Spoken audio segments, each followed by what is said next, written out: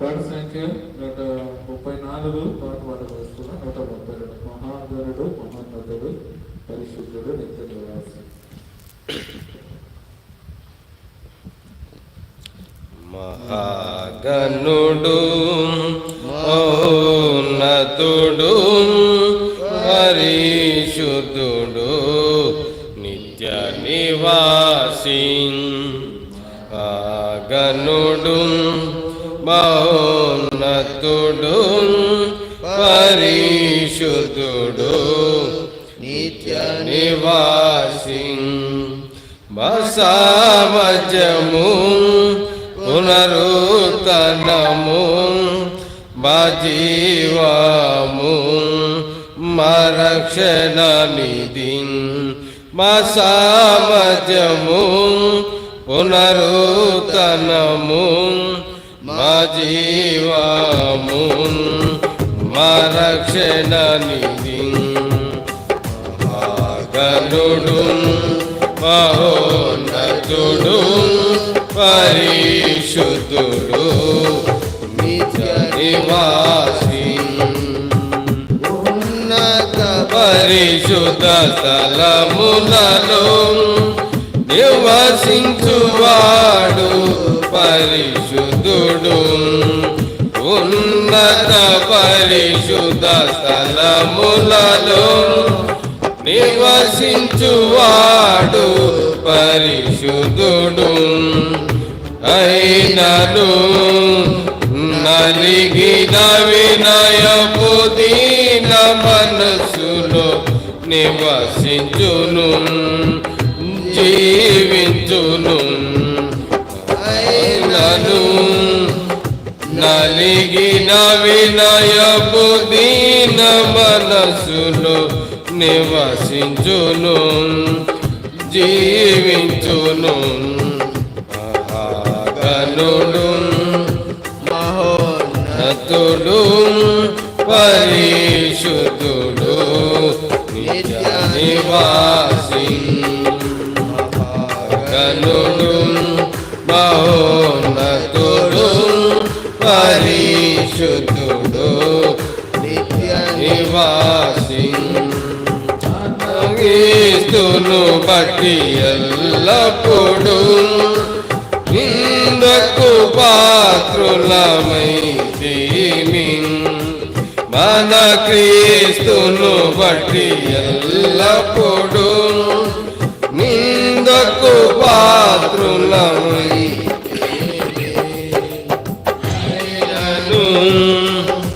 ఎల్లప్పుడు రేగించును మము యముతో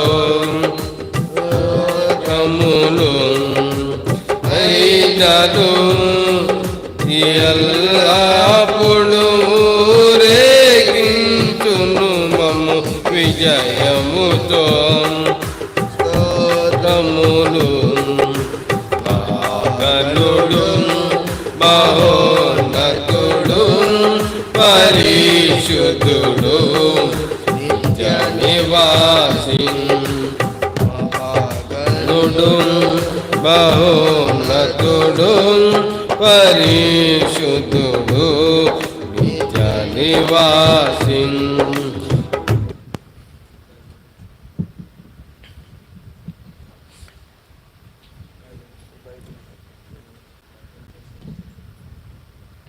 బైబిల్ పలక పాడుకుందాం. పఠింప శ్రేష్ఠ గ్రంథం బైబిల్. పఠింప శ్రేష్ఠ గ్రంథము బైబిల్. పఠింప శ్రేష్ఠ గ్రంథము బైబిల్. అనుదినము పఠించిన ప్రేమతోడ ఓ పఠింప శ్రేష్ఠ గ్రంథము Bible. The best book to read is the Bible. The best book to read is the Bible. If you read every day, if you read all the way, oh, the best book to read is the Bible.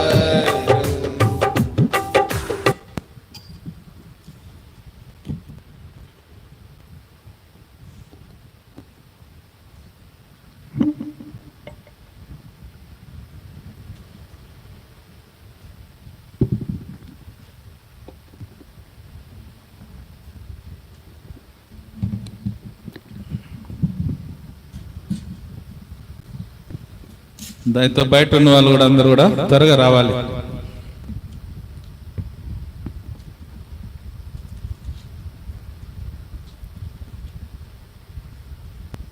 మరి బల్ల వర్తమానం కొరకై దేవుడు మనతో మాట్లాడినట్లుగా దేవుడు సాయం కొరకై కొన్ని లేఖన భాగాలను మనం పరిశీలన చేసి వాటిని మనం ధ్యానించి పరిశీలన చేసి ధ్యానించి యోగ్యమైన రీతిలో బలలో వేసి ప్రభు నామానికి ప్రభు మహిమ కొరకై మనం అలా ప్రయత్నము చేద్దాం. బయట ఉన్న వాళ్ళు త్వరగా అందరూ కూడా లోపలికి వచ్చేటట్టుగా ప్రయత్నం చేయండి. రండి. మరి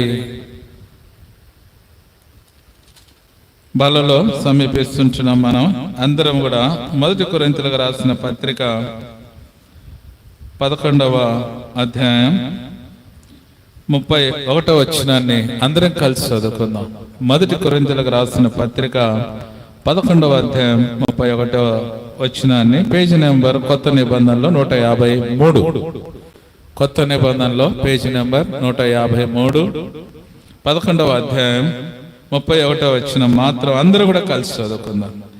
అయితే మనలను మనమే విమర్శించుకొని ఎడల తీర్పు పొందక పోదుము. అలాగనే రెండో భాగంగా మత్తయి సువార్త 16వ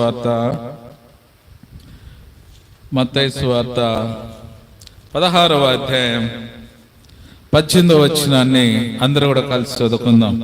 మత్తయి సువార్త 16వ అధ్యాయం కొత్త నిబంధనల పేజీ నెంబర్ 17, పేజీ నెంబర్ 17 కొత్త నిబంధనలో మత్తయి సువార్త 16వ అధ్యాయం 18వ వచనాన్ని అందరం కూడా కలిసి మనం చదువుకుందాం. అందరం కలిసి చదువుకుందాం. మరియు నీవు పేతురువు, ఈ బండ మీద నా సంఘమును కట్టెదను, పాతాళ లోక ద్వారములు దాని ఎదుట నిలవనేరవని నేను నీతో చెప్పుచున్నాను. పేతురు అని పైన 3 అనే సంఖ్య ఇచ్చి కింద పుట్నోట్లు ఏమిచ్చాడు చూడండి, రాయి అని అర్థం. అందరం కూడా తలలోంచి ప్రార్థన చేసుకుందాం. ప్రేమ కలిగిన పరలోకమా తండ్రి,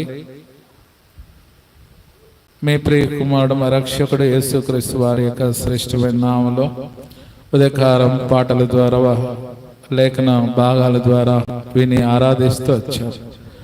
రెండోదిగా దేవా, మత్తయి సువార్త 16-18 వచనం ద్వారా మాకు అవసరం కలది మాట్లాడము, నన్ను మమ్మల్ని మేలకే జ్ఞాపకం చేసుకు వినగలించి గ్రహించడం అనుగ్రహించి ప్రతి ఆత్మీయ మననేత్రం వెలిగించి స్పష్టంగా అర్థమగు రీతిలో మాకు మాట్లాడమని, నన్ను మమ్మల్ని బలపరచమని, మీరు అక్కడ సిద్ధపరచమని, అయోగ్యంగా బలలో చేవేయక యోగ్యంగా బలలో చేవేయటకు పరిశీలన చేసుకున్నటకు మంచి మనస్సు, నేను సరి చేసుకునే మనసు, సరిదిద్దబడే మనసు, ఒప్పించే మనసు, లోబడే మనసు, విధేయత కలిగిన మనసు మాకు అనుగ్రహించి సహాయపడుతున్నామని, శత్రు సాతాన కార్యాలు, కఠినమైన కార్యాలు, ద్వంద్వ మనసు ఇవన్నీ కూడా లయపరిచి దూరపరచు.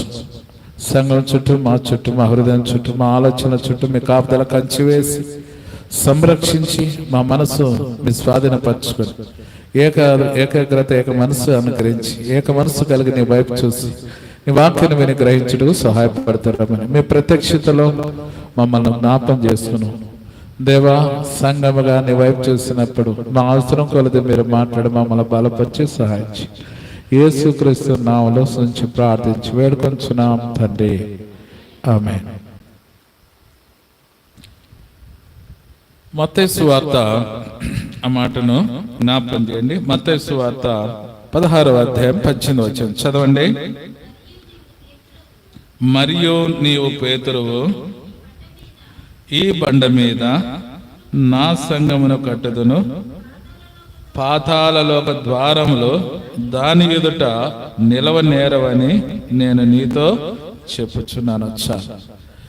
ప్రేమంటి వర్లారా, ఇక్కడ గమనించండి, దేవుడు దేనికి శిల్పి, దేనికి నిర్మాణకుడై ఉన్నాడో జగత్తుకి పునాది వేయబడక మునిపే క్రీస్తు ప్రేమలో నిన్ను నన్ను ఆయన ఏర్పరచుకున్నాడు. ఈ మాట చాలా విలువైన మాట. దేవుడు దేనికి శిల్పి అయి ఉన్నాడో, ఈ జగత్తుకి ఆయన శిల్పి అయి ఉన్నాడు. ఆ జగత్తులో తన స్వరక్తమిచ్చి కొన్న సంఘములో నిన్ను ఎప్పుడు ఏర్పరచుకున్నాడంట ఆయన? ఎప్పుడు ఏర్పరచుకున్నాడు? 2024లోనా? చెప్పాలి. ఎప్పుడు ఏర్పరచు? యవనస్తులు చెప్పాలా? ఈ సృష్టి సృష్టించక మునిపే, ఈ సృష్టికి పునాది వేయబడక మునిపే అందులో నీవు నేను ఉన్నాం.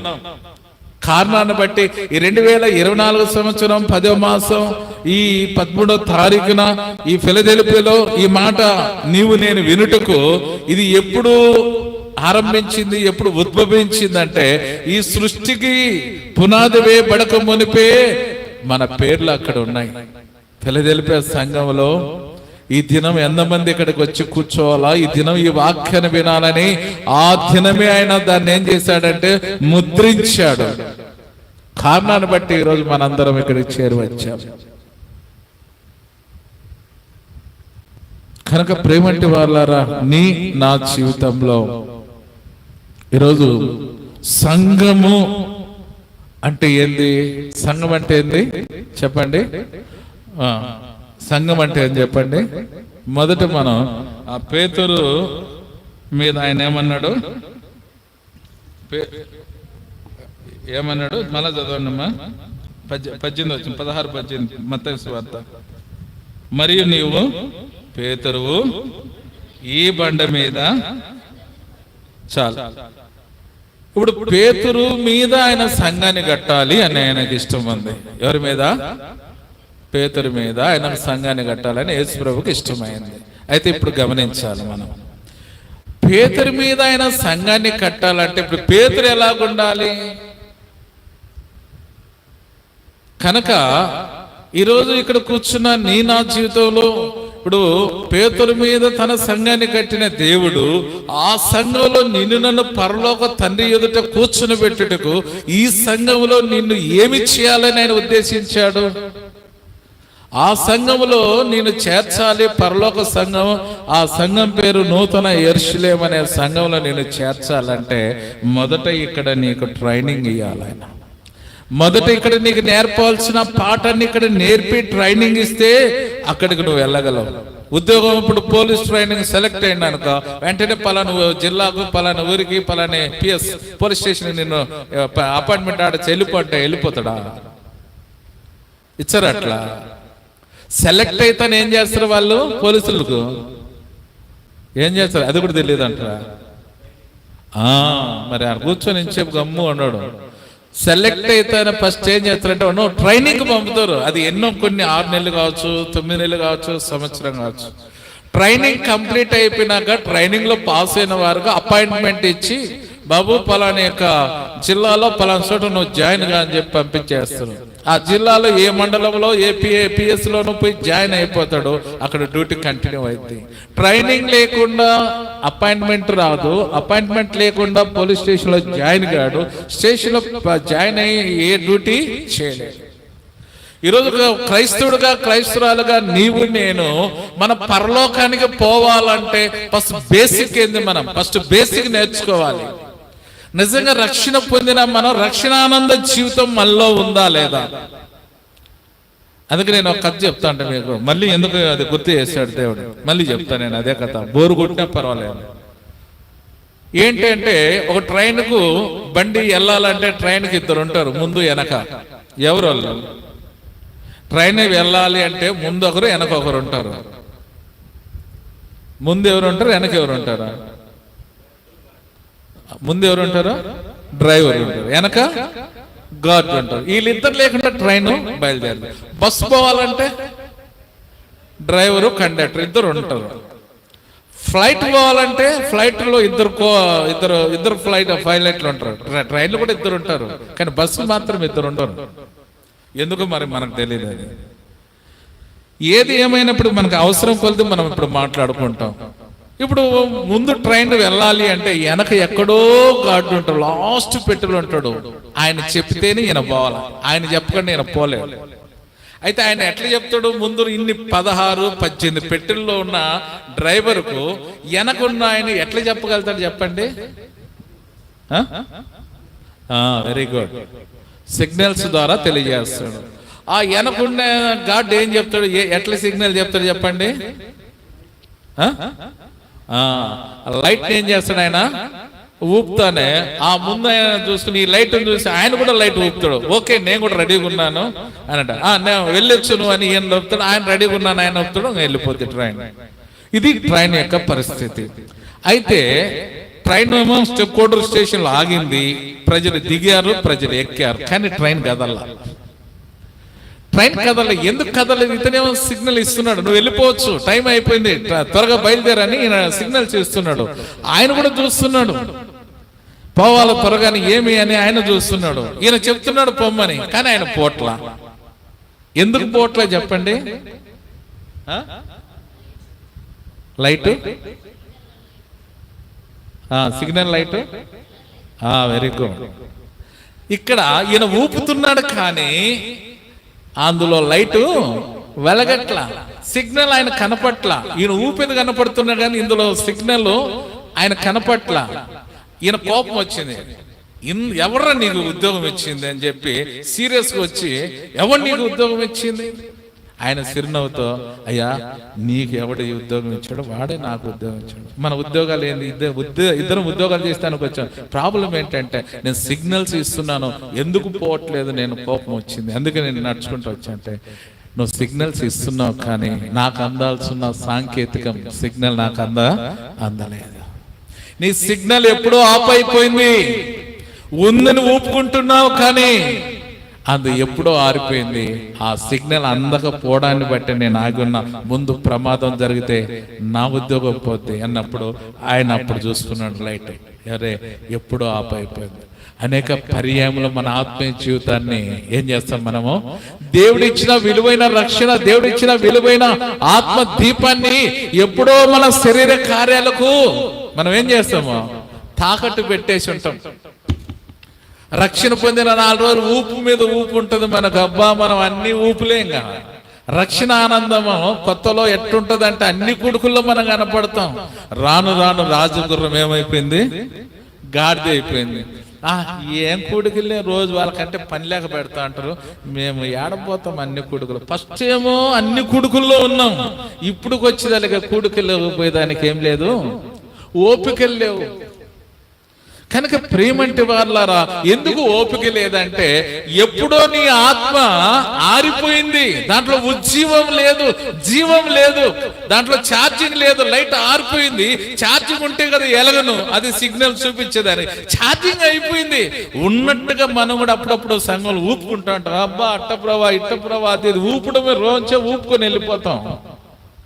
కానీ నీ దీపము, నీ ఆత్మ ఎప్పుడో ఆరిపోయింది. పరిశీలన చేసుకో. ఉన్నట్టుగా ఊపుకొని ఒకవేళ ఈరోజు కూర్చుంటే, ఈరోజు నీ దీపము, నీ ఉజ్జీవం, దేవుడు ఇచ్చిన ఆత్మ ఆరిపోయిందా, అది రగులుతూ ఉందా, నువ్వు పరిశీలన చేసుకుంటే ఆ ట్రైన్ డ్రైవరు సంతోషంగా నన్ను క్షమించయా, ఎప్పుడు ఆరిపోయింది, ఉన్నట్టుగా ఊపాను అని వెంటనే ఛార్జ్ చేసుకున్నాడు. ఈరోజు మనం కూడా ఆత్మ ఆరిపోయి ఉంటుంది. ఎప్పుడో మన శరీర కార్యాలకు ఎప్పుడు అమ్మేసుకుంటాం, తాకట్టు పెట్టుకుంటాం. ఉన్నట్టుగా ఆత్మ పరిశుద్ధ ఆత్ముడు. ఆయన పరిశుద్ధత ఏమంటాడు ఆయన? చదవండి 3వ అధ్యాయం 1 కొరింథీ 3వ అధ్యాయం 16వ వచనం. త్వరగా చదవండి. 1 కొరింథీ 3:16. 1 కొరింథీ, మీరు దేవుని ఆలయమై ఉన్నారనియు దేవుని ఆత్మ మీలో నివసించుచున్నదనియు మీరు ఎరగరా?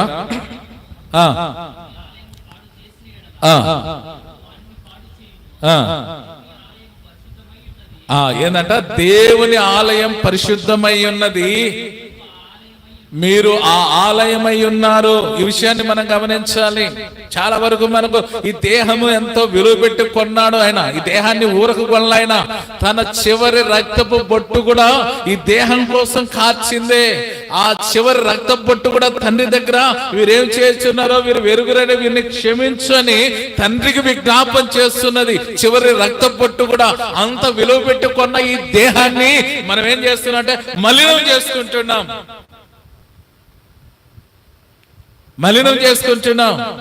కనుక ఆ మలినము అది శరీర సంబంధం కావచ్చు, చూపు కావచ్చు, మాట కావచ్చు, ప్రవర్తన కావచ్చు, నడక కావచ్చు, పడక కావచ్చు, అది ఏదైనా సరే నీ జీవితాన్ని నువ్వు మలినం చేసుకున్నప్పుడు, నీ పరిశుద్ధతను కోల్పోయినప్పుడు దేవుడు ఏమంటున్నాడంటే నీ దేహం దేవుని ఆలయమై ఉన్నదని నువ్వు ఎరగవా?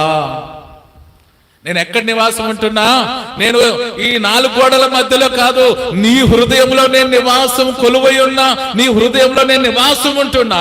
ఆ హృదయం ఎలాగుండాలి, నీ దేహం ఎలాగుండాలంటే పరిశుద్ధంగా ఉండాలి.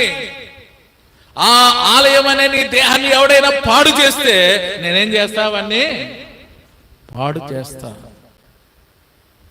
అందుకే చాలా మంది విలువైన ఈ దేహాన్ని ఏం చేస్తారంటే బీడీలకో, సిగరెట్లకో, మత్తు పదార్థాలకో, ఆకువక్కలకో, పుట్కాలకు, తాగుడుకు, సినిమాలకు, సీరియళ్లకు, ఇంకా రకరకాలుగా శరీరాన్ని, దేహాన్ని వాడతారు, అపవిత్రపరుస్తారు. అపవిత్రపరుచుకొని ఈ వార దినాలంతా అపవిత్రపరుచుకొని మనం ఇడికొచ్చి కూర్చుంటాను. ఇప్పుడు ఏమైపోతామా?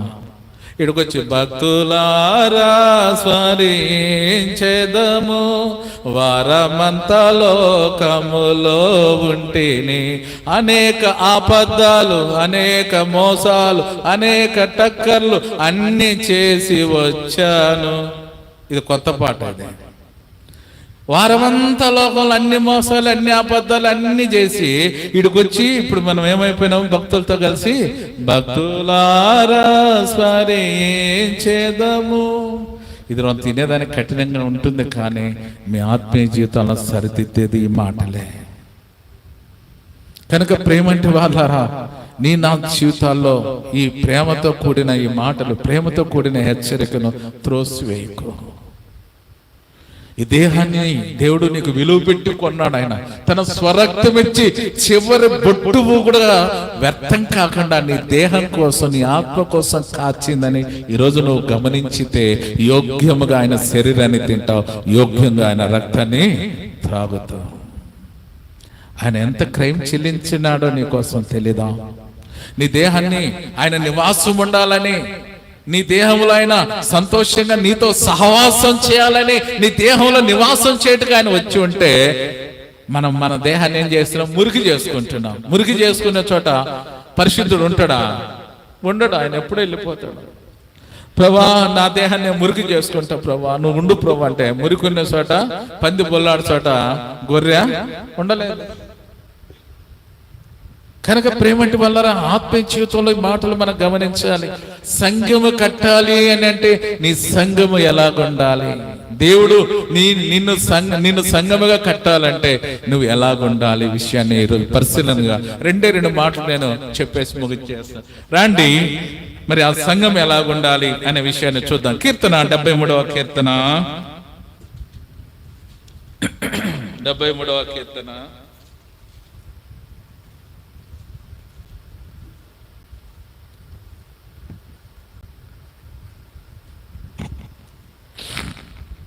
దాని ముందు 71వ కీర్తన 14వ వచనాన్ని మరొకసారి జ్ఞాపకం చేసుకుందాం. ఉదయకాలం మనం ధ్యానించాం 14వ వచనం. 71వ కీర్తన 14.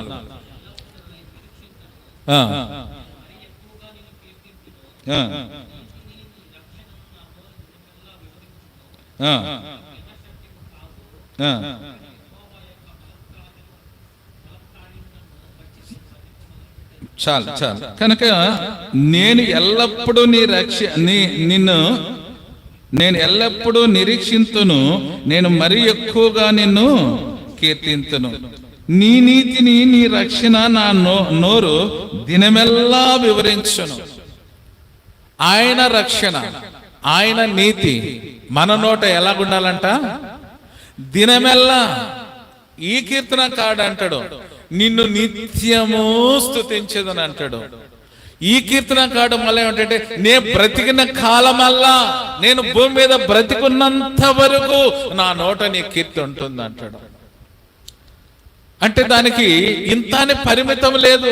పరిమితం లేని ప్రేమ, పరిమితం లేని ఆరాధన, పరిమితం లేని పరిశుద్ధతను కలిగి జీవించాలన్నదే దావీదు యొక్క ఉద్దేశం. ఈరోజు దావీదును అంతగా ప్రేమించుటకు, దావీదును అంతగా హెచ్చించుటకు, ఎక్కడ గొర్రెల దొడ్డిలో ఉన్న దావీదును ఇశ్రాయేలు ప్రజల మీద రాజుగా ఆయన నియమించుటకు, హెచ్చించుటకు నిజంగా దావీదు ఏ పాటి వాడు? దావీదు తండ్రిని యెషయాకు 8 మంది కుమారులు అయితే 8 మంది కుమారులలో చాలా మంది ఇంచుమించు 3-4 వరకు ఆ సైన్యంలో, ఎవరు సౌలు దగ్గర సైన్యంలో చేరి ఉద్యోగం చేస్తుంటారు. మంచి యుద్ధ సూరులు వాళ్ళు. సౌలు దగ్గర సైన్యంలో చేసి మంచిగా వాళ్ళు డ్యూటీ చేసుకుంటా చక్కగా మంచి ఘనత కలిగిన వ్యక్తులు ఎవరంటే యెషయా కుమారులు, దావీదు అన్నగారులు. అయితే దావీదు మాత్రము ఎక్కడున్నాడు ఆయన? ఎక్కడున్నాడు ఆయన? గొర్రెలు కాసుకుంటూ ఎక్కడో అరణ్యములో అడవుల్లో మేపుకుంటూ అక్కడున్నాడు. కానీ ఆయన ఊర్లో కూడా లేడు. యుద్ధము తెలియదు, లోక నైపుణ్యత అస్సలు తెలియదు ఆయనకు. ఎంతసేపు ఉన్నా ఆయన అడవుల్లోనూ అరణ్యములోనూ ఆ గొర్రెలను అక్కడ గొర్రెలు మేపుకుంటూ అక్కడే తన జీవితాన్ని గడుపుతూ వచ్చాడు బాల్య దశలో. కనుక ప్రేమంటి వాళ్ళారా, నా జీవితంలో ఇప్పుడు గమనించండి, ఆయన ఎలాంటి స్థితిని ఎప్పటి నుంచి కలిగి ఉన్నాడంటే ఆ మాట కూడా చూడండి. 17వ వచనం, 71వ అధ్యాయం 17వ వచనం. ఇక్కడ చాలు. ఎప్పటి నుంచి బోధించాడంట? బాల్యం నుంచే బోధించినాడు. ఎవరైనా బోధించిన ఆయన? దేవుడు. ఎక్కడ బోధించినంటే అరణ్యములో, అడవుల్లో బాల్యము నుంచి ఆయనకు బోధిస్తూ వచ్చాడు. అయితే నిజంగా వీళ్ళిద్దరికి బోధించేదానికి, ఆయన ఆ వయసులో నుంచి బోధించేదానికి వీళ్ళిద్దరికి ఉన్న కనెక్షన్ ఏంది చెప్పండి? వీళ్ళిద్దరికి ఉన్న కనెక్షన్ ఏంది చెప్పండి? రండి ఆ మాట చూద్దాం. 73వ అధ్యాయం కీర్తన 28వ వచనం చదవండి. నాకైతే దేవుని పొందు ధన్యకరము, నీ సర్వ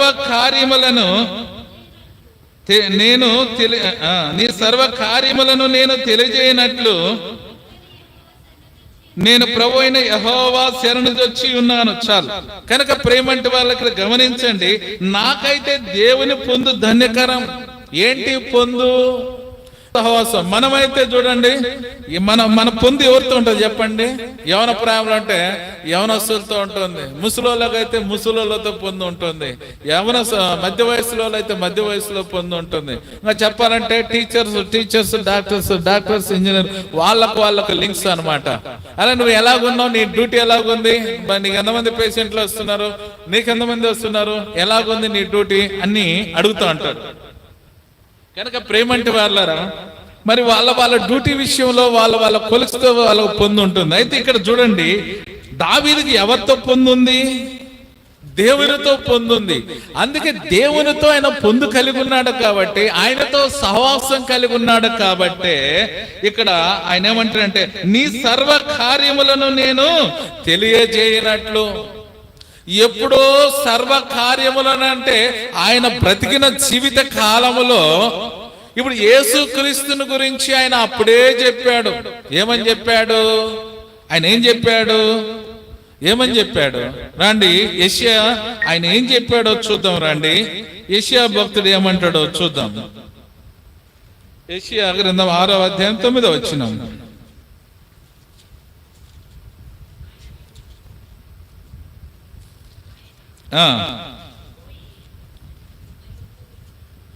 అమ్మ 9:6 చూడు. 9వ అధ్యాయం 6. ఏలయనగా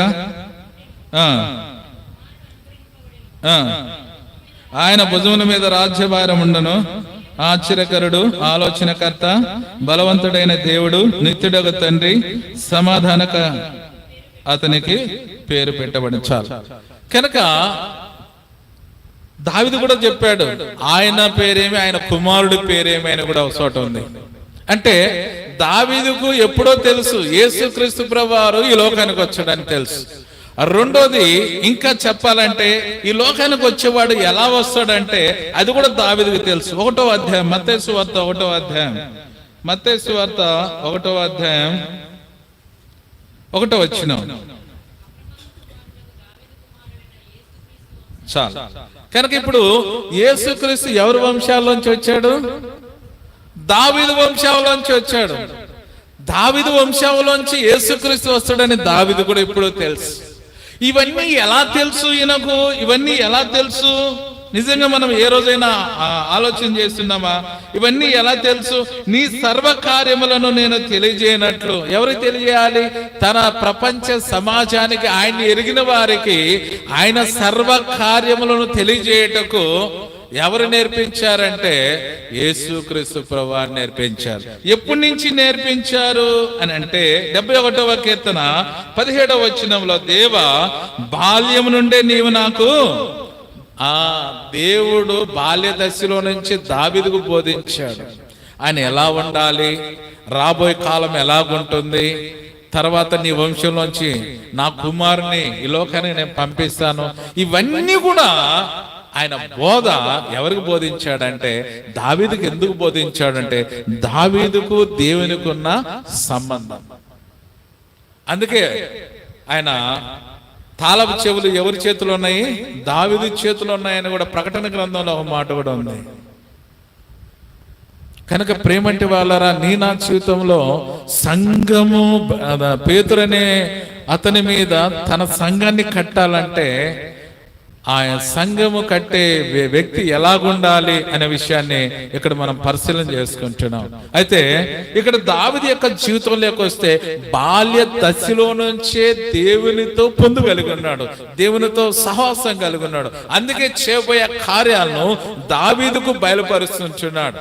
అందుకే ఇక్కడ గమనించండి, దావీదు కూడా కొన్ని విషయాల్లో ఆయన ఏం చేశాడంటే, దావీదు యొక్క జీవితాన్ని నిజంగా మనం పరిశీలన చేసుకుంటే, ఐగుప్త దేశంలో క్షమించండి ఇశ్రాయేల్ ప్రజల మీదకి ఫిలిష్తీయులు యుద్ధానికి వచ్చినారు. గొల్యాతును పంపించాడు. గొల్యాతును పంపించినప్పుడు గొల్యాతు యుద్ధం చేయటకు వచ్చినప్పుడు మరి ఎవరు కూడా అతనితో గొల్యాతు యుద్ధం చేయటం ఎవరు ధైర్యం సాహసించలేదు.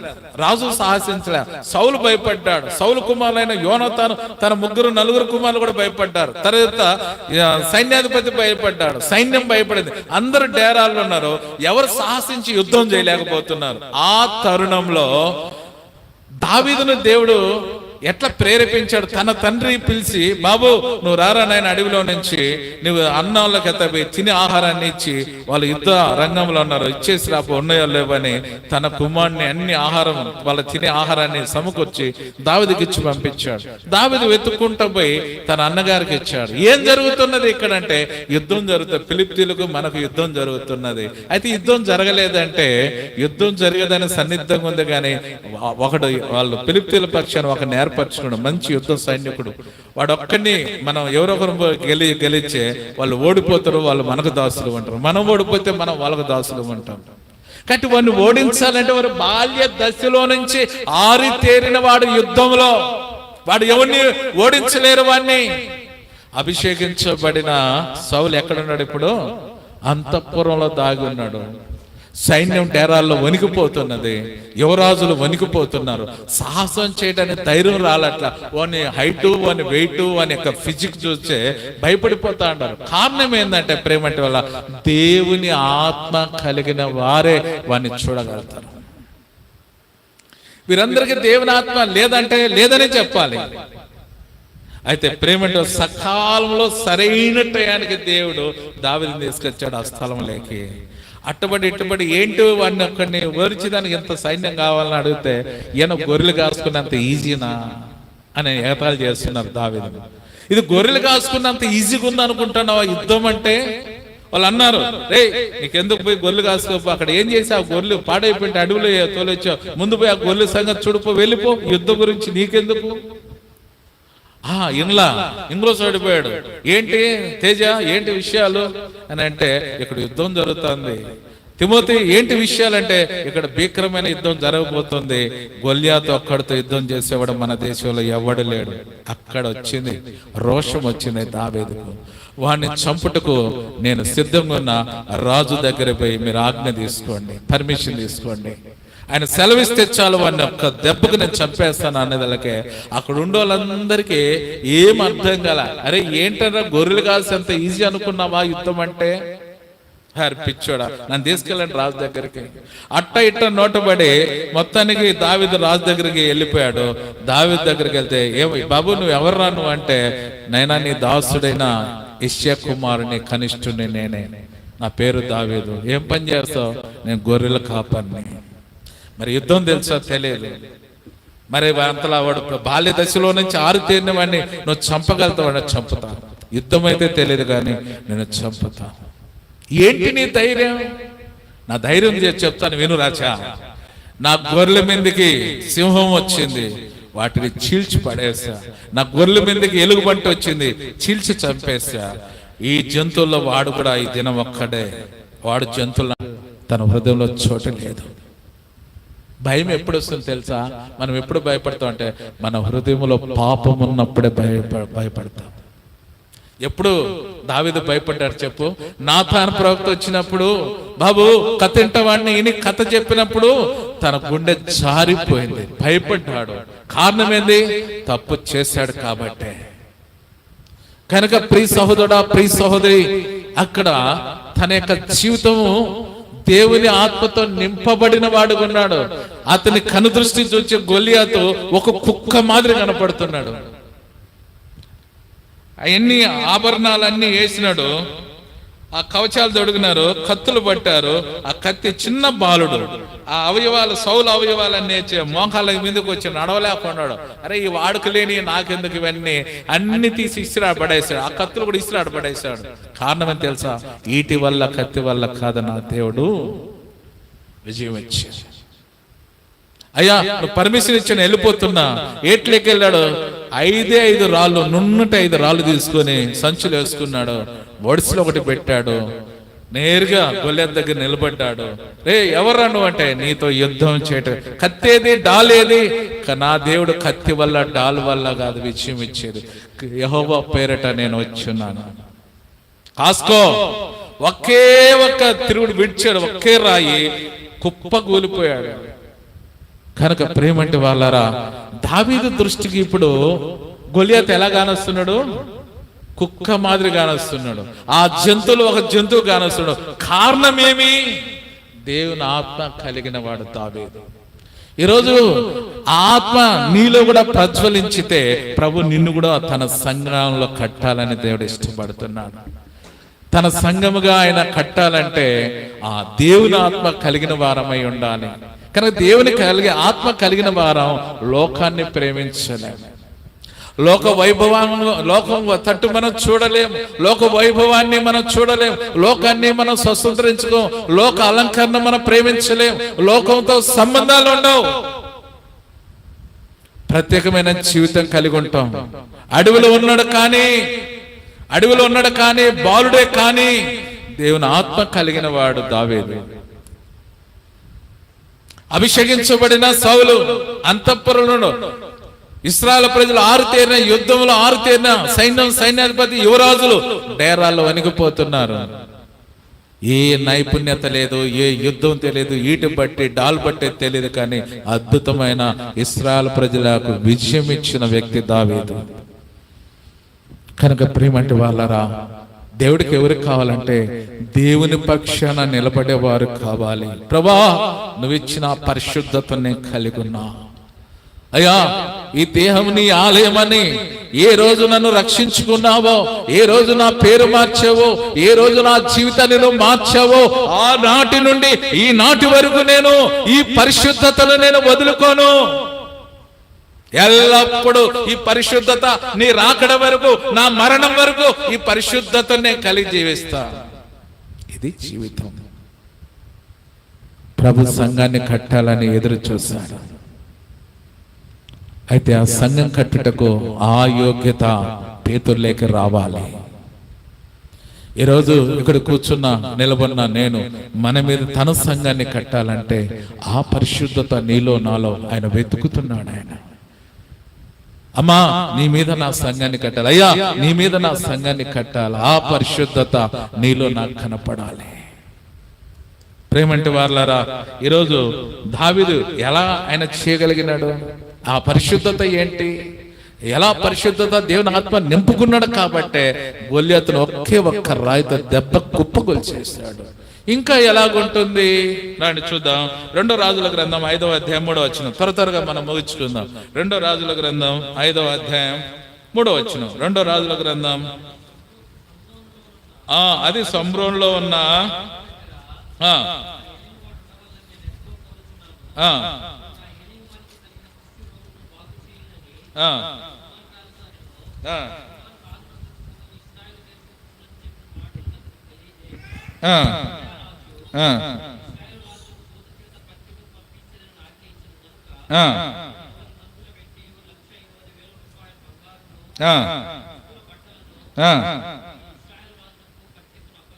చాలు, ఇక్కడ గమనించదు, మనకి ఇదంతా అవసరం లేదు. కానీ అక్కడ ఇశ్రాయేలులో ఉన్న చిన్నది నయమాను భార్యకి ఎలాగుంది? దాసురాలుగా ఉన్నది. చిన్న పిల్ల నయమాను భార్య అయిన దాసిగానున్న ఇశ్రాయేలు యొక్క చిన్నది. గమనించండి, మన మాట వినాలి. ఎవరైనా మన మాట వినాలంటే చిన్నపిల్లల మాట ఎవరైనా వింటారా అండి? చిన్నపిల్లల మాట ఎవరైనా వింటారా? పోరా అంట. ఎవరి మాట? చిన్నపిల్లల పెద్దోళ్ళ మాట కూడా వినాలంటే ఏముండాలా? వాళ్ళు వాల్యుబుల్ అయి ఉండాలి, విలువైన వారై ఉండాలి.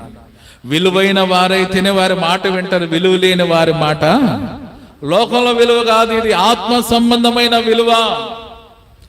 లోకంలో డబ్బు ఉంటే ప్రేమిస్తారు, డబ్బు లేకపోతే వాడిని చూసి సైడ్ అయిపోతా అంటారు. వాడంతా వేస్ట్ గారా. డబ్బు అంతా 4 దినాలు నటన. ఈరోజు నా కాడ ఉంటారు, రేపు నీ కాడ ఉంటారు, అది తిరుగుతూ ఉంటుంది. అది రొటీన్ లైఫ్.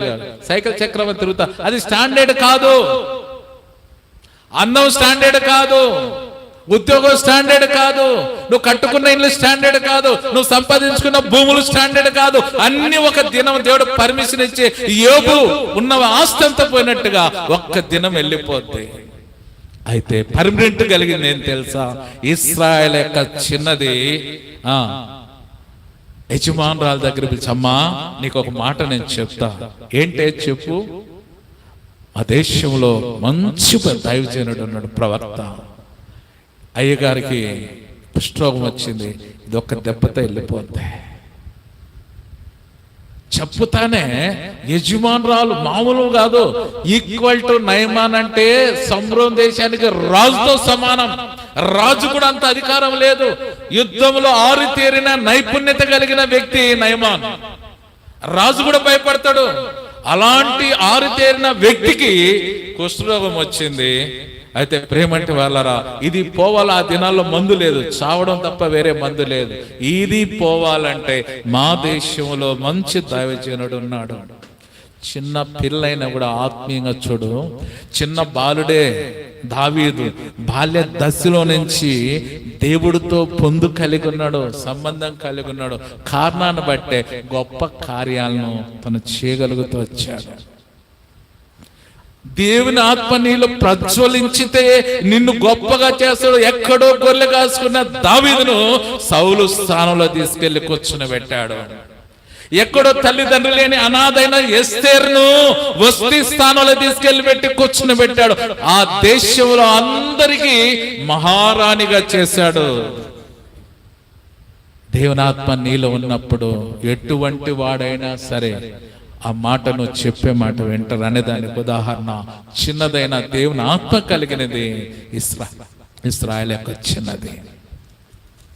అమ్మా సరే, ఎందుకు ఆ మాట విన్నదంటే ఆ అమ్మాయిలో ప్రవర్తన. వాళ్ళ దేశంలో చాలా మంది అమ్మాయిలు ఉన్నారు, అంత పోకురోళ్లే. యవన ప్రేమలో ఉన్న వాళ్ళంతా అంత మాటలు, వాళ్ళ ప్రవర్తన, వాళ్ళ యొక్క తీరు. ఈమె చాలా మందిని, వేల మందిని చూస్తుంటుంది. కానీ అలాంటి ప్రవర్తన కలిగినది కాదు ఈ చిన్న ఇశ్రాయేలు యొక్క చిన్నది. ఈ ప్రత్యేకమైన జీవితం ఉంది, ప్రత్యేకమైన లక్షణాలు, పెద్దల ఎడల భయభక్తులు, ఇంకా అన్ని లక్షణాలు ఈ చిన్నదానిలో ఉన్నాయి. కాబట్టే ఈ చిన్నది చెప్తానే వెంటనే యజమానురాలు లోబడిపోయింది. కారణం ఏం తెలుసా? ఆ చిన్నదానిలో ఉన్న పరిశుద్ధతకు అంతలా పెద్ద యజమానురాలు కూడా లోబడింది, మాట విన్నది.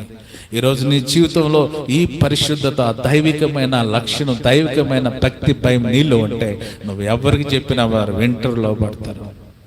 వినలేదు అని అంటే మనది లేదు.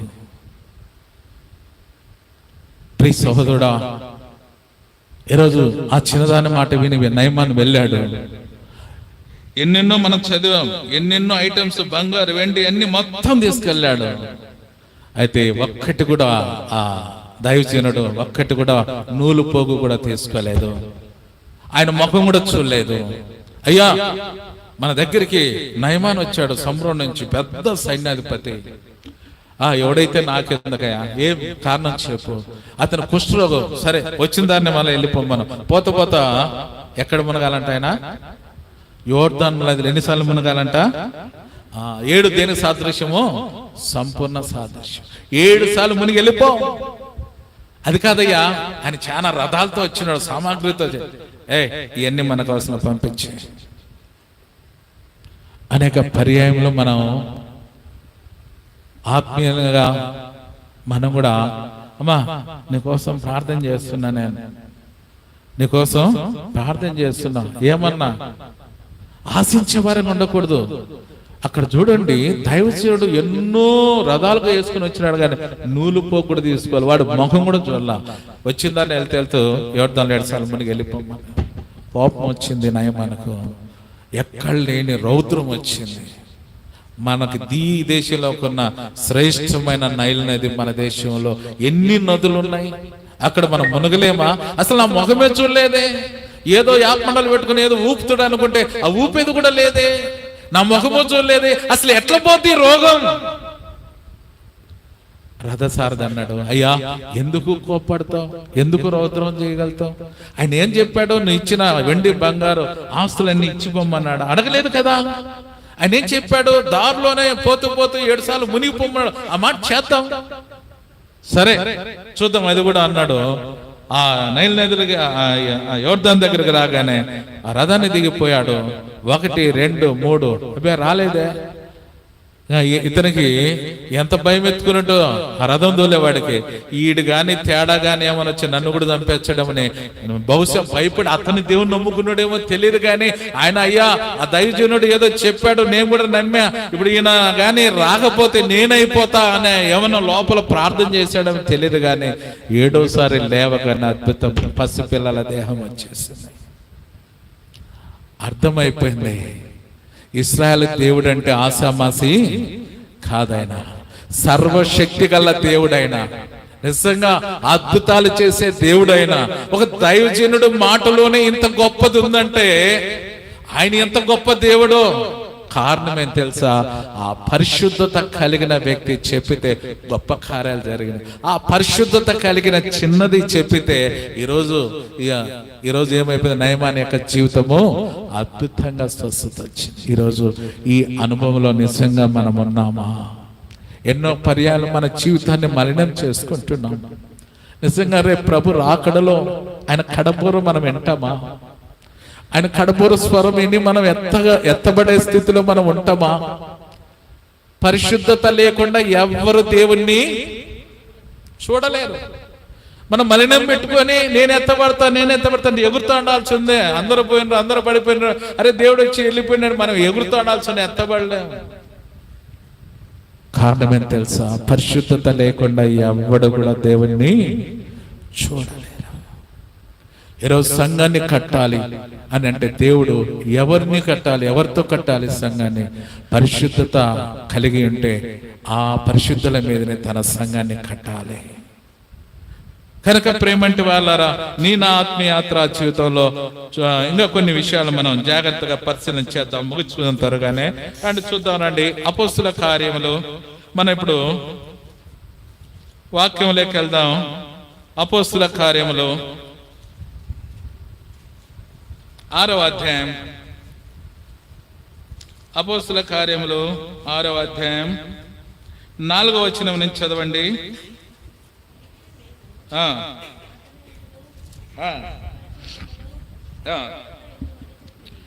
అయితే మేము ప్రార్థన యందును వాక్య పరిచర్యందును ఎడతెగక యుందుమని చెప్పిరి. చదవమ్మా. ఈ మాట జనసమూహం అంతటికి ఇష్టమైనందున వారు విశ్వాసముతోనూ పరిశుద్ధాత్మతోనూ నిండుకునిన వాడైన స్తెఫను, ఫిలిప్పు, ప్రొకోరు, నికానోరు, తిమోను, పర్మెనాసు, యూదుల మత ప్రవిష్టుడును అంత్యోకయ వాడును అగు నికోలాను అను వారిని ఏర్పరచుకుని చాలు. కనుక ప్రేమంటి వాళ్ళు ఇక్కడ గమనించండి, సంఘము ఆది సంఘము విస్తరించుటకు వర్తమానికులు, సేవకులు, దేవుడు ఏర్పరచుకున్న వారు వాక్యాన్ని ప్రజ్వలింపజేస్తుంటే సంఘంలో ఏమైపోయినాయంటే సమస్యలు చెలరేగినాయి, సమస్యలు ఎక్కువైపోయినాయి, సంఘంలో నెమ్మది లేదు. ఒక విధవరాలు వస్తుంది, అయ్యా మాకు భోజనం పెట్టలేదు, మమ్మల్ని విధవరాలని నీచంగా చూస్తుంటున్నారు, మమ్మల్ని ప్రేమించట్లేదు. సమస్యలన్నీ సంఘం విస్తరించే కొద్దీ సమస్యలు కూడా విస్తరించి అపోస్తుల దగ్గరికి వెళ్ళిపోతాయి, పౌలు దగ్గరికి వెళ్ళిపోతున్నాయి కంప్లైంట్లు అన్ని. అరే దేవుడు మమ్మల్ని ఎందుకు ఏర్పరచుకున్నాడు? వాక్యం బోధించేదానికి దేవుడు ఏర్పరచుకున్నాడు. ఈ బోధించే వాక్యాన్ని మేము విడిచిపెట్టి మీకు సేవలు చేయటకు మేము తగిన వారము కనుక మేము చేయగలిగిన పనిని పక్కన పెట్టి మీకు సేవ చేస్తూ కూర్చుంటే పని జరగదు. కానీ దేని వాక్యం ప్రజ్వలించదు, విస్తరించదు. కారణాన్ని బట్టే ఇప్పుడు మేము ఏం చేస్తున్నాం అంటే, మీకు ఈ సంఘంలో ఉన్న వారిని, మంచి సాక్ష్యం కలిగిన వారిని మీరు ఏర్పరచుకోండి. ఎంతమందిని ఏర్పరచుకోవాలా? అక్కడ ఎంతమందిని చదివినాం పేర్లు? 7 మందిని చదివాం.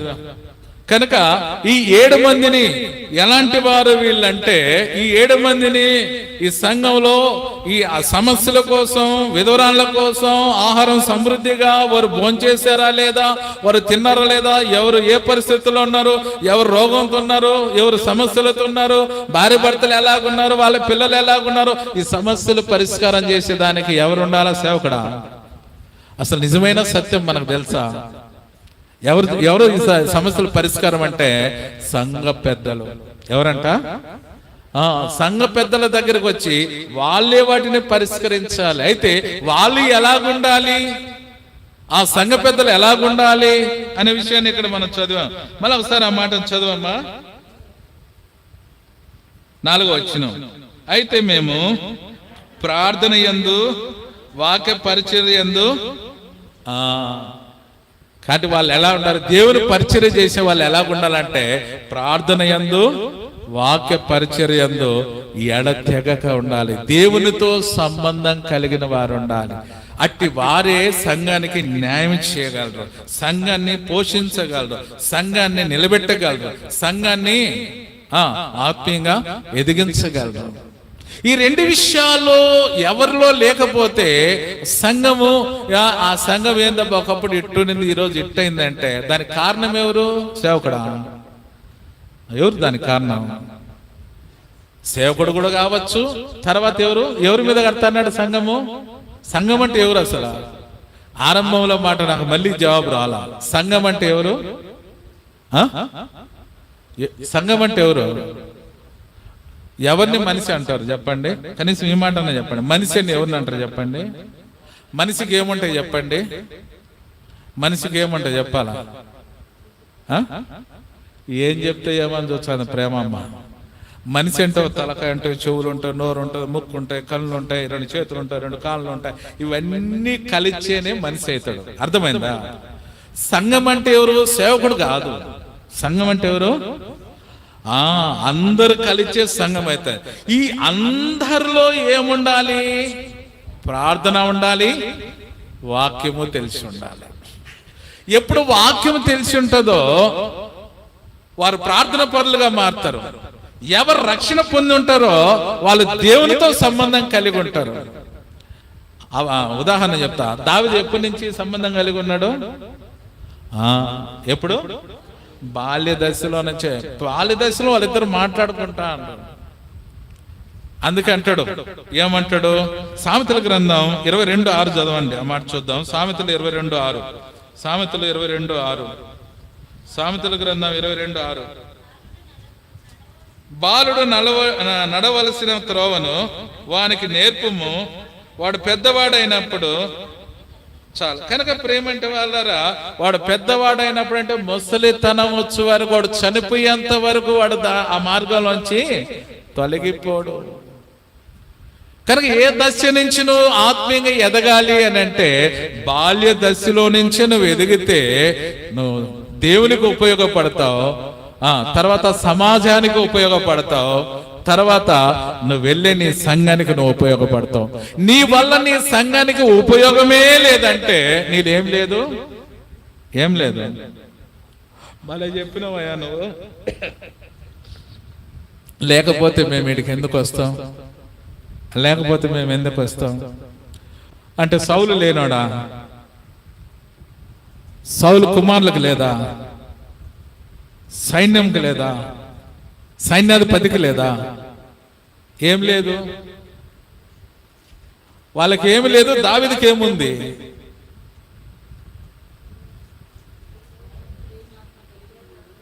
మరి అది చెప్పేదానికి ఎందుకు మీరు ఏదో ఆలోచన చేస్తాను. ప్రేమంటే వాళ్ళారా, దేవుని ఆత్మ కలిగిన వాడు ఎవరిని లెక్క వాడు ఎంత ఎత్తుండడు, వాడు ఎంత హైట్ ఉండడు, ఎంత లావు ఉండడు అని చూడాల. దావీదు కంటికి ఎలా కనపడినాడు గొలియాతు? కుక్క వలె కనపడినాడు. కారణం ఏంటంటే, దావీదులో దేవుని ఆత్మ నింపబడిన వాడు. కత్తి ఈట ఎత్తుకుని వాని మీద పోలా, కర్ర వరుసరాయితో వెళ్ళిపోయినాడు అంతే. ఒకే ఒక్క దెబ్బ వదిలేడు, కుప్ప గొలిపాడు. పరిగెత్తుకుంటా పోయి వానికత్తే తీసి వాని తలకాయ తెగ నరికేశాడు. పిల్లచేష్టాలు వెళ్ళు గొర్రెల కడుపు అన్నగారు ఇప్పుడు ఏమైపోయినారు? తమ్ముడు దగ్గరకు వచ్చి, సార్ ఏం చేయాలి సార్? ఇప్పుడు ఏమైపోయినాడు? సైన్యానికే, ఆ సైన్యానికే సైన్యాధిపతిగా ఇచ్చేసినాడు పోస్ట్. ఎవరు? సౌలు.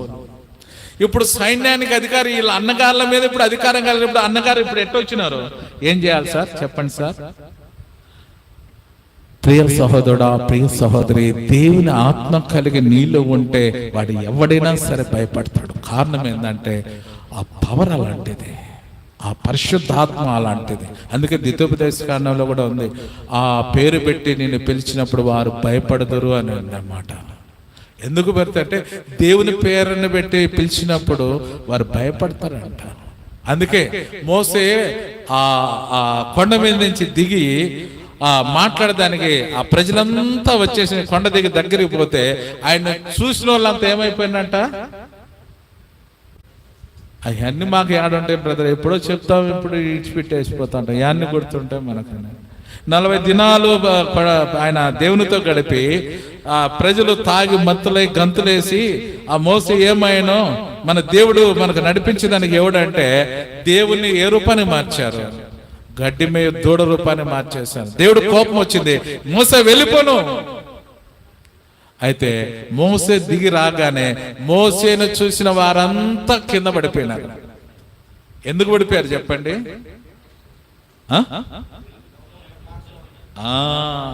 40 దినాలు తన ముఖం ఏమైపోయిందంటే ప్రకాశవంతంగా అయిపోయింది.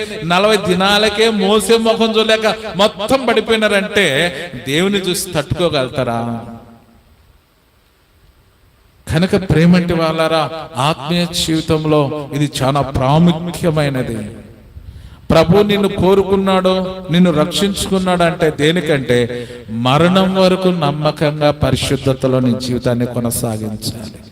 ఎప్పుడైతే నువ్వు పరిశుద్ధతలో మరణం వరకు నమ్మకంగా ఉంటే, అప్పుడే నీ మీదనే ఆయన సంఘాన్ని కడతాడు, నీ కుటుంబాన్ని నీ మీద కడతాడు, నీ సంఘాన్ని నీ మీద కడతాడు, నీ దేశాన్ని కూడా నీ మీద కట్టి ఆయన నిన్ను సూచనగా ఉంచుతాడు. ఆయన మనం సూచనగా లేకపోతే మన కుటుంబం కదా, మన కూతురు కూడా, మన కొడుకు కూడా మన మాట వినడు. కారణం ఏంది? మనం దేనికి భయపడలే, మన పిల్లలు మనకు భయపడరు, లెక్క చేయరు. కనుక సమస్యలు ప్రజ్వలించినాయి. పౌలు వెంటనే కనుక్కున్నాడు, వెంటనే వాళ్ళని తెప్పించి సంఘం పాడుగాకుండా ఏం చేయాలి? ఇప్పుడు ఎవరిని ఎన్నుకోవాలంటే, సంఘములో ఆత్మీయ జీవితం కలిగిన వాడిని సంఘ పెద్దలుగా ఏర్పరచుకున్నాడు. 7 మందిని. వారంతా ఎట్టుంటారంటే నిత్యము వాక్యం చేత ప్రార్థన చేత ప్రజ్వలించిపోతున్నారు. వాళ్ళు మోసే వల్ల వెలుగు ప్రకాశింపబోతోంది. ఏ సమస్య లేదు. ఇప్పుడు ఆది అపోస్తల సంఘంలో సమస్య లేవు. కారణం ఏంటంటే ఎలాంటి వారు వాళ్ళంటే, రండి ఆ అధ్యాయం చదువుతారండి. అపోస్తల కార్యములు 6వ అధ్యాయం 8వ వచనాన్ని చదవండి. 6వ అధ్యాయం 8వ వచనం. స్తెఫను కృపతో బలముతో నిండిన వాడై ప్రజల మధ్య మహత్కార్యములను గొప్ప సూచన క్రియలను చేయుచుండెను.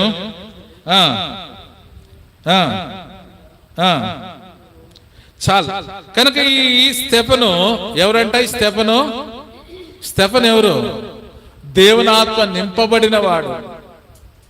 ఎలాంటి కార్యాలు చేస్తున్నాడంట? మహత్కార్యాలు. ఈయన సేవకుడు కాదు, సంఘంలోనే పెద్ద ఇంత గొప్ప అద్భుతమైన కార్యం చేయగలుగుతున్నాడంటే దేంతో నిండినంటే వాక్యము చేత, దేవుని ఆత్మ చేత, ప్రార్థన చేత నింపబడిన వాడుకున్నాడు. అందుకే ఆయన ఉన్న సంఘంలో ఎటువంటి సమస్యలు లేవు. ఆ లెక్క వాళ్ళందరినీ చూసుకోవాలంటే చాలా టైం పడుతుంది మనకు. ఒక్క స్తెఫను ఎలాగ మరణించాడంటే, ఆ స్తెఫను మరణం ఎలాగుందంటే చివరికి యేసుక్రీస్తు మరణం ఎలాగ మరణించాడో అలాంటి మరణమే స్తెఫను మరణించాడు. అంటే ఎలా చెప్పగలుగుతావు బ్రదర్ నువ్వు అని అంటావేమో. ఎలా చెప్పగలనా చెప్పండి? Very good. ఏమంట? తండ్రి వీరు ఏమి చేయుచున్నారో వీరు వెరుగరు వీరిని. అదే మాట స్టెఫను కూడా చనిపోయేటప్పుడు, తండ్రి వీరేం రాళ్లతో కొట్టి చంపుతా అంటే కూడా వాళ్ళందరి కోసం ఆయన ఏమంటాడు తెలుసా? తండ్రి వీరు ఏం చేయుచున్నారు వెరగరు వీరిని క్షమించు. కారణం ఏంటంటే ఇహలోక దేవత వారికి గుడ్డితనాన్ని. కనుక ఈరోజు నీ నా జీవితంలో మనం కూడా గుడ్డితనం కలగ చేసిన వారంగా ఉన్నామా? రక్షణ పొందినమనే భక్తి యొక్క ముసుగులో మనం ఉండి కొనసాగుతా ఉన్నామా? ఈరోజు నీ జీవితం ఎలాగుంది? బలలో చేవేసే నీవు నీ మీద ఆయన సంఘం కట్టాలంటే నీ పరిశుద్ధత లేకుండా, నీలో పవిత్రత లేకుండా, నీ చూపు, నీ మాట, నీ ప్రవర్తన సరిగా లేకుండా, ప్రభుకి ఇష్టరాలుగా లేకుండా ఆయన ఎప్పుడు కూడా నీ మీద సంఘాన్ని కట్టాడు. ఎప్పుడు నిన్ను ఆయన ప్రేమించాడు ఒకసారి. రెండోదిగా ఇప్పుడు తీర్పు తీర్చునై రాబోతున్నాడు ఆయన. ఆయన ప్రేమించాడు కదా బ్రదర్. ఎప్పుడు 2024 క్రితం ఆయన రక్తం పెట్టాడు, పాపాలు క్షమించబడ్డా, అన్ని మంచిది. ప్రేమించాడు, ప్రేమ వేరు, రక్షించాడు, రక్షణ ఇచ్చాడు, అన్ని ఇచ్చాడు. కానీ ఆ రక్షణలో నీ జీవితాన్ని కొనసాగుతున్నావా లేదా? ఆయన సంఘాన్ని కట్టాలంటే ఆ ఆత్మీయ తీవ్రత నీలో ఉన్నప్పుడే ఆయన సంఘాన్ని కట్టాలని ఇష్టపడుతున్నాడు. మీకు ఇంకొక మాట చెప్తున్నా. స్తెఫను అలా ఆయన మరణాన్ని మనం అనేక మంది బైబిల్లో చదివి చూసాం. అది పక్కన పెడితే పేతురును దేవుడు ఏర్పరచుకున్న తర్వాత, అయ్యా నువ్వు మనుషులు పట్టు జాలరుగా చేస్తాను, నువ్వు చేపలు పట్టాడు వద్దు, పక్కన పెట్టే అన్నప్పుడు, సరే ప్రభు 3.5 సంవత్సరం ప్రభుతో తిరిగాడు. ఆయన తింటే తిన్నాడు, ఆయన పనుకుంటే ఆయన ఎక్కడ పోతే ఆయన వెనకముడు వెళ్ళాడు. చాలా నమ్మకంగా ఉన్నాడు. అయితే ప్రేమంటే 5 నిమిషాలు మీకు లేట్ అయినా ఏమనుకోవద్దు. కనుక పేతురు ఆ యేసు ప్రభు ఎక్కడుంటే ఎక్కడికి వెళ్తే అక్కడ అంతా వెళ్ళాడు. కానీ ప్రభు ఆయన 40 దినాలు అన్ని కంప్లీట్ అయిపోయి అందరు కనపడేసి తండ్రి దగ్గరికి వెళ్ళిపోయిన తర్వాత పేతురు ఏం చేశాడు చెప్పండి?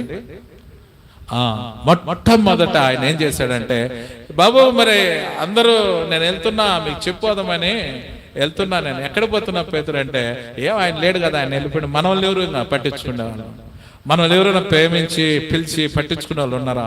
అనేక పర్యాయంలో మన జీవితం ఎలాగుంటుందంటే, మన గౌరవాలు కావాలి, సంఘంలో నన్ను గొప్పగా చూడాలి, సంఘంలో నన్ను ప్రత్యేకంగా చూడాలి, ప్రత్యేకంగా నేను చెప్తే అందరూ వినేటట్టుగా ఉండాలి, నేనే అందరికి కనపడాలి.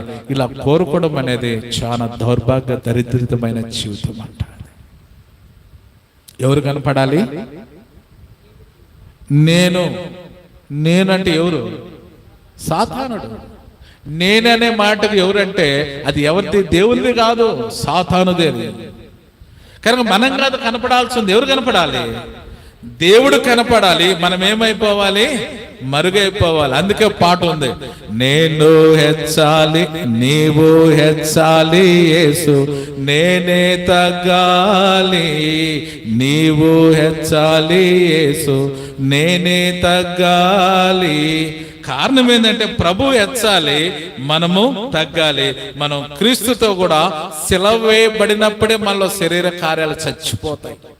ఎప్పుడు మనం మరుగైతామో, దేవుణ్ణి ఎప్పుడు లోకాన్ని చూపించము, మనం ఎప్పుడైతే మరుగైతామంటే మనలో శరీర గర్వాలు, శరీర డంబాలు, శరీర కోరికలు ఇవన్నీ కూడా చచ్చిపోయినప్పుడే మనం మరుగైతాం. కానీ ఇవి సావకుండా మనం మరుగు కాలేం. యేసు ప్రభువా కొంచెం వెనక్కి పో, కొంచెం వెనకుండయ్యా, నేను కనపడాలా. మనం కనపడితే ఏం జరుగుతాయి చెప్పండి? మనం పోతా ఉంటాం, బస్సుకు ఎదురుకు పోయి నిలబడినాం అనుకో, స్పీడ్గా 60-70 కిలోమీటర్ల స్పీడ్ పోయేదానికి నేను నా కథ చూడని మన బస్సుకు ఎదురుకు నిలబడినా ఒక లారీకి ఎదురు ఏమవుతుంది? ఏమవుతాం? చచ్చిపోతాం, స్పాటే ఏముండదు. అది ప్రభు నిలబడితే ఏమంటారు? 91 కీర్తన 14 ఏముంది? అతడు నన్ను ప్రేమించుచున్నాడు గనక. ప్రభు ఎదురుగా నిలబడితే మనం తప్పించబడతాం. ఆయనకి ఏది హాని జరగదు, ఆయన ఏమీ చేయలేదు. ఏదైనా మరణాన్ని జయించిన వాడు ఆయన, జయించాలి. అనేక పర్యాయములు మనం కనపడాలి. నేను ఎవరు లేదు ఇక్కడ. నేను అనుకున్నాడు. ఏలి పరిస్థితి ఏమైపోయింది? పక్కన పెట్టాడు ఏలిని. సౌలు నేనే అనుకున్నాడు, సౌలును పక్కన పెట్టాడు. ఏలి స్థానం లేక సమయాలు వచ్చినాడు, సౌలు స్థానం లేక దావీదు వచ్చినాడు. నేను అనే మాటకు ఏమైపోయింది? స్థానాలే వెళ్ళిపోయినాయి. కనుక ప్రేమంటి వారా, నేను కనపడాలి కాదు, క్రీస్తు కనపడాలి. నాలో క్రీస్తు ఉండాలి. నేను సిలువ వేయబడాలి. నా చూపుకు, నా మాటకు, నా ప్రవర్తనకు నేను సిలువ వేయబడాలి. ఎప్పుడు నేను సిలువ వేయబడతానో నేను క్రీస్తును చూపించగలుగుతా లోకానికి, నేను మరుగు చేయబడతా. జీవితం ఉందా? దేవుడు నిన్ను ఏర్పరచుకున్నప్పుడు జీవితం ఉందా? పేతురులో లేదు. అప్పుడు పేతురుని ఏర్పరచుకున్నప్పటికీ పేతురులో ఆ జీవితం లేదు. ఆయన వెళ్ళిపోతూ ఒక్కడే ఒంటరిగా పోకుండా ఆ పిలిచి ఆ 11 అయ్యా నేను వెళ్తున్నానంటే, మాకేం పని ఉంది, నీతో కూడా మేము కూడా వస్తాంపా. అందరూ వెళ్ళారు, రాత్రంతా పోయారు. రాత్రంతా పాత ప్రాచీన స్వభావం, ప్రాచీన జీవితం అన్ని ఇచ్చిపెట్టి వచ్చిన జీవితాన్ని మళ్ళా ప్రారంభించారు. రాత్రంతా వాళ్ళు మళ్ళా మొదలు పెట్టారు. అనేక పర్యాలు మనం కూడా కొన్ని శ్రమలు, కొన్ని బాధలు వచ్చానే మనం ఏం చేస్తామంటే, ఇంకా ఇంత 3.5 సంవత్సరం దేవుని చేసిన కార్యాలు, ఇవన్నీ దేవుడు చేసిన మేలు, ఇవన్నీ ఏం చేస్తా అంటే పక్కకి వెళ్ళిపోతాయి. ఒకడు శత్రుగాడు వచ్చి ఒకరోంత శ్రమ పెడతానే, ఒకరోంత అవమానం వచ్చాను, ఒకరోంత ఇబ్బంది పెడతాను, ఒకరోంత వ్యాధి వచ్చిన, ఒకరోంత ఏదో ఒకటి సమస్య తేగానే ఇంకా మళ్ళా మనం ఇప్పుడు ఏం చేస్తామంటే, ముందుకు చూడాల్సిన వాళ్ళం ఇప్పుడు ఏం చేస్తాం, మళ్ళా వెనక్కి తిరిగి చూస్తాం. మళ్ళా అది పాత జీవితమే మేలు. ఇవన్నీ మనకు సెట్ కాలే, మనకు సూటు కాలే. ఏందంట మనకు ఈయన సెట్ కాడలే, మనం ఉండలేంలే. పత్యం ఉండకపోతే ఆడిపోతాం, పత్యం ఉండలేకపోతే ఆడిపోతాం. ఆరని అగ్నిగుండం యుగ యుగాలు అక్కడ కాలుతూ ఉండాలి, కేకలేయాలి, యాతన పడుతూ ఉండాలి. యుగ యుగాలు ఈ 4 శ్రమలు, 4 దినాల నటన జీవితంలో 4 శ్రమలు తట్టుకొని నిలబడగలిగితే యుగ యుగాలు తండ్రితో నెమ్మది పొందే స్థలంలో వచ్చేస్తావు. ఆలోచన చేసావా? ప్రియ సహోదరుడా, ప్రియ సహోదరి, తను ఏమైనా సరే నేను చచ్చిపోవడానికైనా సిద్ధపడ్డాను, కానీ నేను వెనుకంచి వేయను. స్తెఫను రాళ్లతో కొట్టి చంపుతుంటే కూడా భయపడలే. తన ప్రాణం పోయినా పర్వాలేదు, తండ్రి వీరు ఏం చేస్తున్నారు, వేరొకరు వీరిని క్షమించు, వాళ్ళు క్షమ కోరాడు. ఈరోజు మనం ఒక మాట అంటే ఓర్చుకోలేము, తట్టుకోలేని ముఖమే చూడండి. ఆమెతో మాట్లాడడం, ఈయన ఆయనతో మాట్లాడు, ఆయన ఈయనతో మాట్లాడడం. మనకు పరలోకం ఉందా? నిజంగా ఇది నేను 100% చెప్తున్నా. నేను నిజంగా నువ్వు కానీ దేవుని రాజ్యానికి నువ్వు వెళ్ళాలంటే నువ్వు ఖచ్చితంగా తగ్గించుకోవాల్సి ఉందే. నువ్వు తగ్గించుకొని దేవునితో నడవాల్సి ఉందే. నీ శత్రువు నువ్వు ప్రేమించాల్సి ఉందే. ప్రేమించకపోతే నీకు పరలోకమే లేదు. మరి ఎందుకు అలాగైతే వాళ్ళంతా ఎందుకు బతికారు అట్లా? ఎందుకున్నారు వాళ్ళు అట్లా? వాళ్ళు సత్యాన్ని తెలుసుకున్నారు. పరలోకం పోవాలంటే భూమి మీద ఎలా బ్రతకాలి, బ్రతకకపోతే పరలోకం లేదు, ఆరని అగ్నిగుండానికి వెళ్ళిపోతాం. వద్దు. కనుక ప్రేమంటి వాళ్ళరా నా జీవితంలో ఇంకా ఎలా ఉండాలి చూద్దాం రండి. అపోస్తుల కార్యములు 7వ అధ్యాయంలో ఒక మాట కూడా చూద్దాం. 7వ అధ్యాయం 1వ వచనం లేదా 2వ వచనం.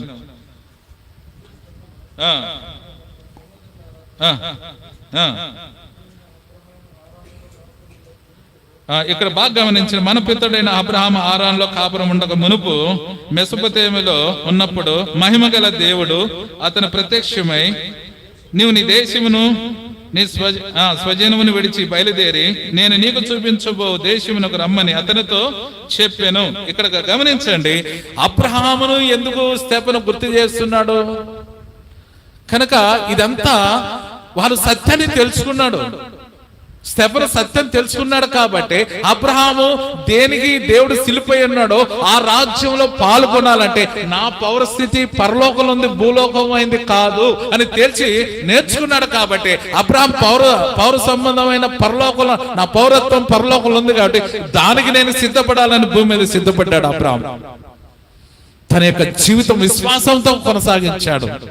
కారణాన్ని బట్టే అబ్రహాముని తీసుకొచ్చాడు మళ్ళా స్తెఫను. ఈరోజు అబ్రహాంలో ఉన్న విశ్వాసం నీలో నాలో ఉంటే మనం శరీరానికి అవకాశం ఇవ్వం, ఆత్మకు అవకాశం ఇస్తాం, ఆత్మను బలపరుస్తాం, పరలోక దేవుని గణపరుస్తాం, లోకంలో ప్రత్యేకంగా ఉంటాం. మనం ఆయన మహిమను మనం లోకంలో అందరికీ చూపించగలం. పేతురు తప్పిపోయాడు, రాత్రంతా వల వేశాడు, ఒక్క శాప పడలేదంట. నిరుత్సాహంగా ఆ సముద్రంలోంచి ఒడ్డుకు వచ్చేటప్పుడు, పిల్లలారా మీ దగ్గర భోజనానికి ఏమైనా అంటే, హయా మాకే తినలేదు, సచ్చిన శాప కూడా బల్లే మాకు, నీకెక్కడ తెచ్చి ఇవ్వగలం? కారణం ఏం చెప్పండి? దేవునికి వేరుండి ఏమి చేయలేరు వాళ్ళు. సత్యాన్ని తెలుసుకోవాలి పేతురు. అరే దేవుడు 3.5 సంవత్సరాలను పోషించిన దేవుడు, ఆయన నడిపించే దేవుడు, ఆయన మనసులో బట్టి జాలరుగా చేసిన నాతో ఆయన వాగ్దానం చేసిన దేవుడు నమ్మదగిన వాడు. విశ్వాసం ఉంచలేకపోయాడు, ఆయన విశ్వాసాన్ని కోల్పోయాడు. కాబట్టి అందుకే పేతురుకు మళ్ళా పాఠాన్ని నేర్పించేదానికే మళ్ళా ఆయన నావను లోతులేకి నడిపించాడు. కుడి పక్కన నాకు బాగా తెలుసయ్యా, ఇక్కడంతా చేపలు బాగా పడతాయి నాకు తెలుసు, రాత్రంతా నేను ఇక్కడే వల వేసాను. అయితే ఇప్పుడు నువ్వు పగులు వల వేయమంటున్నావు. నీకు విషయం తెలుసా? రాత్రులే చేపలు పడేది, పగులు పడవు. అయితే నువ్వు పగులు ఏమంటున్నావు? కానీ ఈ స్థలంలో రాత్రులు ఉంటాయి, రాత్రులే నేసా, ఇదంతా నాకు తెలుసు అంటే నేను చెప్తున్నాను వేయి అన్నప్పుడు, సరే నీ మాట చొప్పున వల వేస్తున్నా. ఏంగానే విస్తారమైన చేపలు, పిగిలిపోయే చేపలు పడిపోయినాయి. అర్థమైపోయింది పేతురుకి, ఈయన ఎవరో నేను పెద్ద టాలెంట్ అనుకున్నా కానీ నాకన్నా టాలెంట్ పర్సన్ అయితే అనేక పర్యాయం నేనే గొప్పదాన్ని, నేనే గొప్పని, నాకున్న జ్ఞానం, నాకున్న శక్తి, నాకున్న అన్ని ఎవ్వరికి లేవని పేతురు మాదిరి విర్రవీగుతా ఉన్నప్పుడు దేవుడు చెప్పాడు, అరే పిచ్చోడా నువ్వు లోబడవు, ఆత్మ లేని చేప లోబడుతుంది అని చూపించాడు. అక్కడ వలవే పడతాయంటే ఎక్కడో ఉన్న చేపలన్నీ దేవునికి లోబడొచ్చాయి, కానీ పేతురు లోబడలేదండి. పేతురు మీద ఎలా సంఘం కడతాడు? లోబడే విధేయతలేక రావాలి. ఆ సారూప్యంలో క్రీస్తు సారూప్యంలోకి వచ్చేంత వరకు దేవుడు విడిచిపెట్టాల. ఎప్పుడైతే దేవుని యొక్క స్వారూప్యంలోకి పేతురు వచ్చాడో అప్పుడు ఆయన సంఘాన్ని పేతురు మీద కట్టాడు. ఆయన అప్పుడు పేతురు ఏమైనా తెలుసా? శిలువ వేసేటప్పుడు నేను దీనికి, ఈ శిలువకు నేను యోగ్యుని కాదు, నన్ను తల కిందలు వేసుకోండి, కాళ్ళు పైకెత్తి తలకాయ కింద పెట్టండి, ఆయన ఆ శిలువకు యోగ్యుడు, నేనైతే ఆ శిలువకు యోగ్యుని కాను, తల కిందలు వేయండి. ఎప్పుడు ఈ స్వారూప్యం లేకొచ్చాడంటే తిరిగి దేవుడు తన స్వారూప్యంలో క్రీస్తు స్వారూప్యంలో తీసుకొచ్చాడు. కాబట్టి అప్పుడు మైకెత్తి ఆయన చెప్తా అంటే 100 మంది 1000 మంది రక్షణ పొందారండి. కనుక ఎప్పుడైతే దేవునికి విధేయత కలిగి లోపడ్డాడో అప్పుడు పేతురు మీద ఆయన సంఘం కట్టాడు. ఆయన వాక్యం చెప్తా అంటే 100 దాటి 1000 లేక ఒక్క దినం 5000 మంది బాప్తిసం తీసుకుంటే ఎక్కడన్నా చూసారా? లేదు. కారణం ఏంటంటే లోబడే తత్వం. దేవుని ఆత్మ కలిగి మనం ఒక్కరికన్నా స్వార్థ, ఈ దినం ఒక్కరికన్నా నేను స్వార్థ చెప్పానని రాత్రి పండుకునేటప్పుడు మన హృదయం మీద చేసుకుంటే మనం దేవుని దగ్గర నిలబడగలుగుతామా? ప్రభా నాకైతే గొప్ప రక్షణ ఇచ్చావు, ఈరోజు నేను ఒక్కరు కూడా నేను స్వార్థ చెప్పలేదు, ఆ ప్రశ్న దేవుడు అడిగితే మన జవాబు ఉందా మన దగ్గర? సంఘం ఎలా, ఎవరు కడతారు? ఎవరు కట్టేది ఆయన, కానీ పనిచేసేది ఎవరు? మనం. మనకేముండాలి? ఆ వాక్యం ఉండాలి, ప్రార్థన ఉండాలి. ఈ రెండు ఉన్నప్పుడు సంఘాన్ని నువ్వు ప్రేమించగలవు, దేవుణ్ణి ప్రేమించగలవు. ఎప్పుడైతే నువ్వు ప్రేమించగలుగుతావు, వాక్యాన్ని ప్రార్థన చేయగలుగుతావు, ప్రార్థన చేయగలిగినప్పుడు దేవునితో సంబంధం ఉంటుంది. నువ్వు ఎక్కడున్నా అది ప్రజ్వలించిపోతుంది. కనుక ప్రేమంటే వాళ్ళరా, నీ నా ఆత్మయాత్ర జీవితంలో అయితే మనం ఏం కోల్పోతున్నాం? చివరి మాట రోమీయులకు రాసిన పత్రిక 1:7 చూసి మనం ముగిచేసుకుందాం. చివరిగా మాట రోమీయులకు రాసిన పత్రిక 1వ అధ్యాయం 7వ వచనం. 1వ అధ్యాయం 7వ వచనం, రోమా పేజీ నెంబర్ 133, 1వ అధ్యాయం 17వ వచనం. ఎందుకని రోమా 1వ అధ్యాయం 17వ వచనం.